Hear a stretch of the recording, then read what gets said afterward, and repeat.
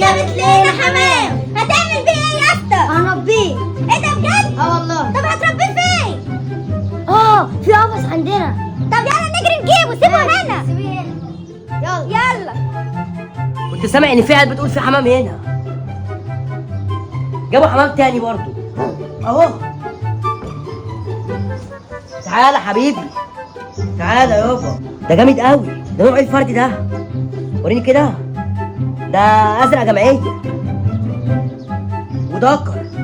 بس هناخد الفرد دوت واروح ايه سوق الحمام وابيعه واعمل بيه مصلحه بوم. ده جامد، ده بيطير شكله. عايز يطير بس انا مش طياره. انا ايه خليني اعب هنا على بال ما ايه ما العيال دي تمشي واطلع بيه ايه واروح ابيعه. بس خليني بقى قاعد مستنيهم هنا. جبنا القفص. هنحط بقى يا اسطى في الحمامه. تعالى. ايه ده؟ هو في الحمام؟ اكيد انت اللي خدتها. والله ما انا اكيد انت اللي خدتيها. انا كنت معاك. لا انت اللي خدتيها. لا انا كنت معاك. استنى كده اشوفها. يا نهار اسود دي ضاعت. طب هنعمل ايه دلوقتي؟ شوف بقى دول ايه لامك. انا مش دعوه، عايز الحمامه. انا شاكك فيها والله. خلاص بقى ربنا يعوض علينا بقى. يا اخويا استقعدي.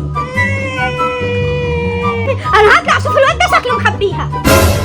بس ماشي. وده عبيطه وكمان سابوا القفص. اطلع بقى ناخد القفص واروح بايه سوق الحمام. حلو قوي ده.